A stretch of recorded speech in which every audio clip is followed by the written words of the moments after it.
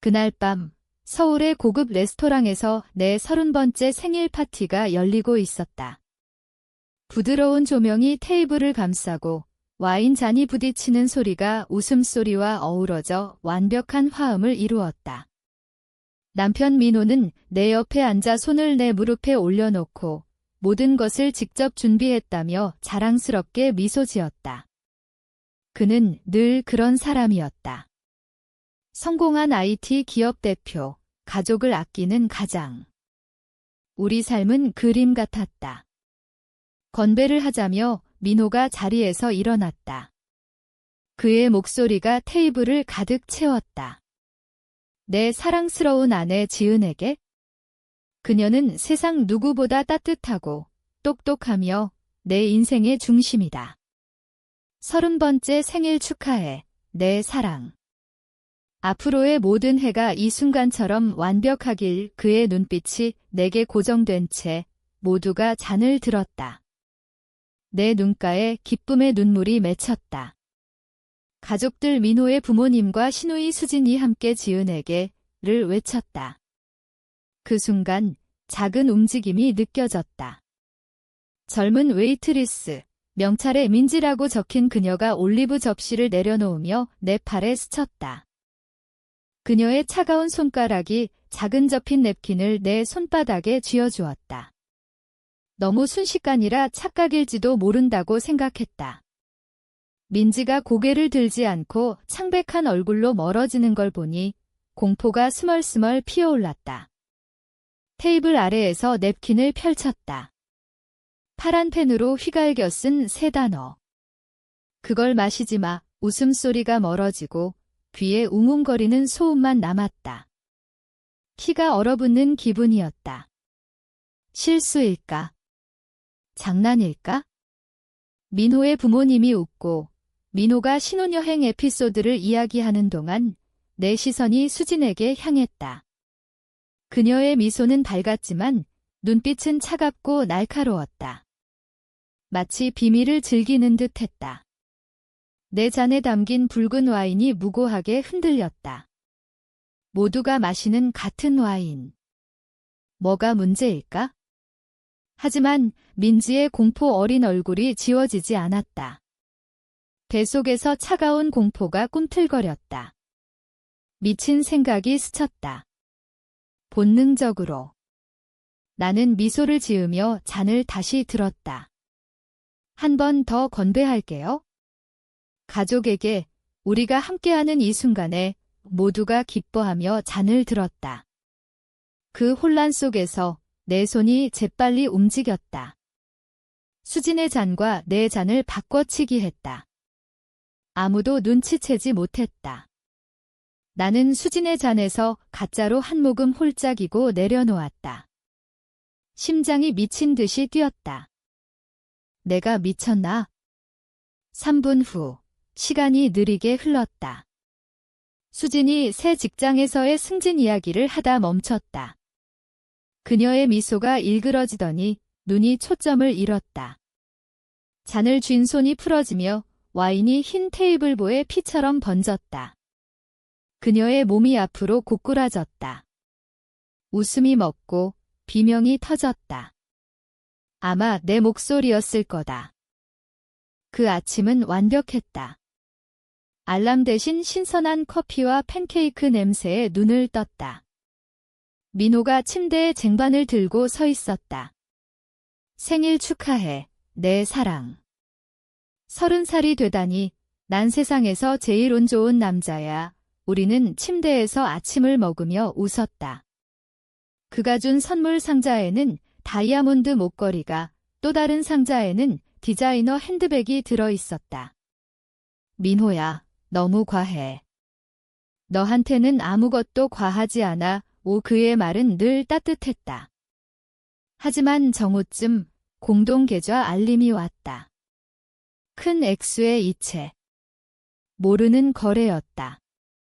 민호의 홈오피스에서 물었다.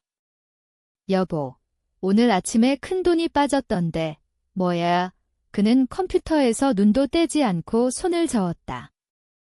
그런 건 신경 쓰지 마, 지은아. 사업 관련이야. 재미없는 일은 내가 할게. 생일 즐겨. 그의 말투가 나를 아이처럼 만들었다. 우리 돈인데. 하지만 완벽한 나를 망치기 싫어 참았다. 오후에 수진이 전화했다. 생일 축하해, 지은아. 오빠가 엄청 챙겨주네. 고급 디너 기대돼. 그녀의 웃음소리가 가시 같았다. 응, 고마워. 오빠가 원래 관대하잖아. 너 운 좋네. 대화는 늘 이렇게 칭찬 속에 찌르는 듯 했다. 수지는 나를 가족의 일부가 아닌 행운아로 보았다. 저녁에 새 실크 드레스를 입고 거울을 봤다. 행복한 여자. 성공한 남편, 아름다운 집. 그런데 왜 뱃속에 무거운 그림자가 드리울까? 민호가 뒤에서 안아주며 말했다. 넌 100만 불짜리야. 준비됐어. 응, 그런데 좀 불안해. 생일 불안이야. 새해 10년이잖아. 오늘 밤은 평생 잊지 못할 거야. 그의 말은 맞았다. 우리는 차를 타고 레스토랑으로 향했다. 나는 불안을 떨치려 애썼다. 완벽한 삶이 산산조각 날 줄 누가 알았겠는가. 세상이 멈췄다. 수진이 테이블에 엎어진 채 와인이 피처럼 번졌다. 레스토랑 음악만 희미하게 들렸다. 그러자 혼란이 터졌다. 다른 손님들이 일어나고 이터들이 달려왔다. 매니저가 소리쳤다. 무슨 일입니까? 119 불러요. 민호는 이상하게 차분했다. 사랑스러운 남편이 사라지고 차가운 효율의 남자가 나타났다. 그는 어머니를 진정시키며 말했다. 괜찮아요, 엄마. 수진이 전에 이런 적 있어요? 희귀한 병 때문에 과흥분되면 실신해요. 매니저에게는 동생이 이런 발작 이력이 있어요. 우리가 알아서 할게요. 공간 좀 주세요. 그의 말은 설득력 있었다. 공포가 가라앉았다. 하지만 내 머릿속은 소용돌이쳤다.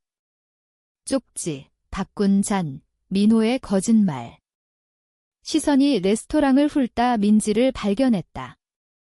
부엌문 뒤에 숨어 나를 보며 공포와 경고를 보냈다. 그러더니 사라졌다. 이건 현실이었다. 수진의 자리에 놓인 내 원래 잔 증거였다. 민호가 그걸 노렸다. 지은아, 쇼크 받았네. 이 잔 치워줄게. 물 가져올게. 아니, 내 손이 잔을 움켜쥐었다. 우리의 시선이 마주쳤다. 그의 눈에 차가운 빛이 스쳤다. 공포가 밀려왔다. 그는 도와주는 척 증거를 없애려 했다. 놔, 지은아. 그의 목소리가 부드럽지만 명령조였다. 구급대가 도착해 대치가 끝났다. 그들은 수진을 들것에 실었다. 민호는 병력을 설명하며 따라갔다. 병원으로 가는 길, 그의 팔이 내 어깨를 감쌌다. 가자, 여보. 수진을 위해. 하지만 그의 소나귀는 소유욕으로 가득했다. 고통스럽게 세게. 그는 수진이 아니라 나를 감시했다. 통제였다. 병원 대기실은 차갑고 소독제 냄새가 났다. 시간이 느리게 흘렀다. 민호의 부모님이 울고 민호가 전화로 가족을 업데이트했다. 완벽한 아들.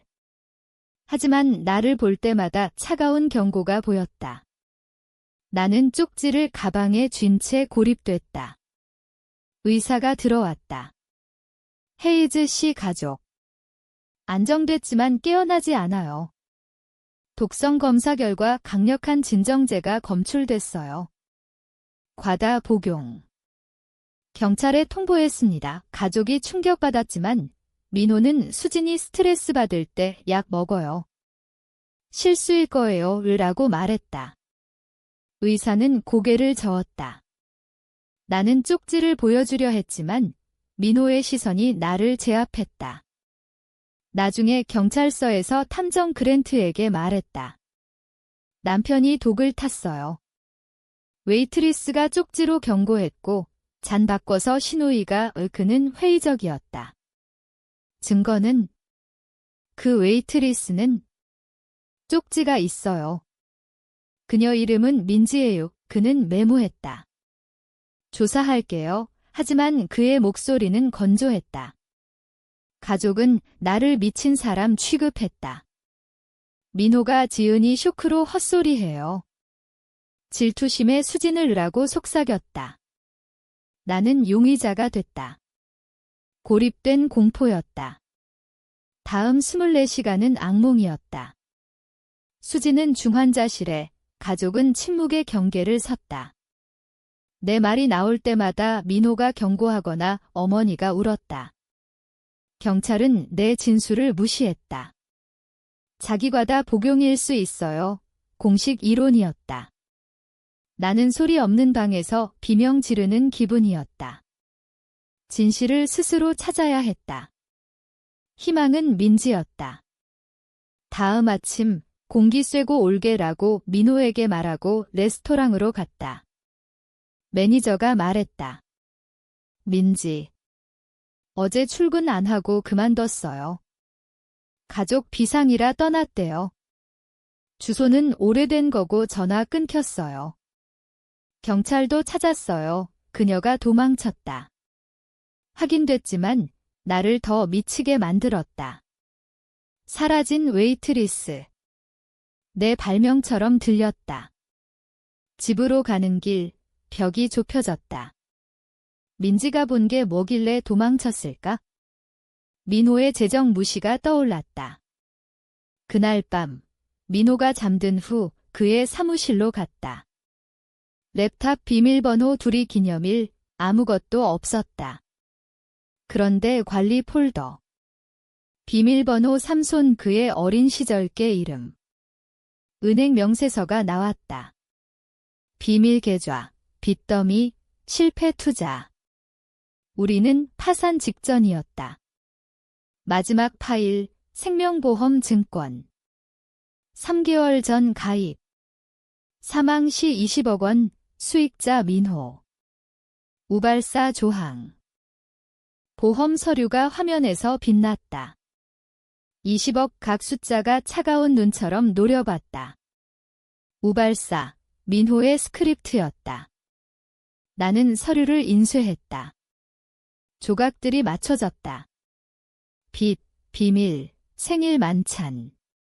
내 잔의 독, 민지의 쪽지로 실패한 계획. 나는 기다리지 않았다. 침실로 가 램프를 켰다. 민호가 눈을 비볐다. 지은아, 왜? 서류를 던졌다. 그는 보험을 봤다. 침묵.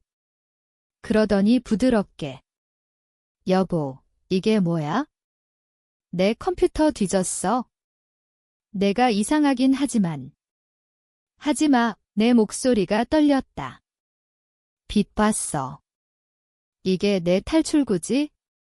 내 죽음으로 20억 마스크가 벗겨졌다. 그의 눈이 차갑게 변했다. 넌 아무것도 몰라. 그는 일어나 다가왔다. 똑똑한 척하지 마. 내가 날 배신했어. 넌 날 죽이려 했어. 소리쳤다. 그가 팔을 잡아챘다. 고통. 입 다물어. 경찰 가면 내가 미쳤다고 할 거야. 수진잔의 독탄 질투심 많은 아내로 그는 밀쳤고 나는 벽에 부딪혔다. 그는 방을 나갔다. 나는 바닥에 주저앉아 울었다. 같았다. 그는 맞았다. 아무도 안 믿을 거야? 그때 전화가 울렸다. 모르는 번호. 위험해. 봤어. 만나자. 민지, 희망이 피어올랐다. 다음 날 서울 식물원에서 민지를 만났다. 그녀는 창백했다. 도망쳐야 했어요. 그가 쫓아올까 봐. 그녀의 이야기. 그녀 가족은 캐터링 사업을 했고 민호 회사와 파트너십, 그가 철수해 파산. 아버지가 망가졌다. 레스토랑에서 그를 보고 충격. 생일 밤, 골목에서 그의 통화 들음. 빚에 빠졌지만 그녀 생일 잔 마시면 끝나. 모든 문제가 해결돼 차에서 흰알약 부수고 내 잔에 넣는 걸 봤다. 무서웠어요. 쪽지 썼어요. 수진 쓰러지자 도망쳤어요. 하지만 당신 생각나서 그녀가 폰을 꺼냈다. 녹음. 민호 목소리. 이게 유일한 출구야. 생일 잔 마시면 문제 끝. 비극적 사고로 보일 거야. 증거였다. 나는 탐정에게 갔다. 녹음을 들려줬다. 그의 표정이 변했다. 피해자시네요. 계획 세웠다. 민호에게 울며 사과. 내가 오라. 미쳤었어. 용서해. 그는 믿었다. 다음 날 부모님 초대해 만찬. 식탁에서 잔 채우고. 경찰이 밖에서 듣고. 나는 잔 들고 일어났다. 진실의 건배. 그의 미소가 사라졌다. 녹음 재생. 그의 목소리가 방을 채웠다. 부모님의 충격. 문이 열리고 경찰이 들어왔다. 민호는 저항 안 했다. 수갑 차는 순간 나는 서 있었다. 그의 계획을 끝냈다. 자유였다. 하지만 상처는 남았다.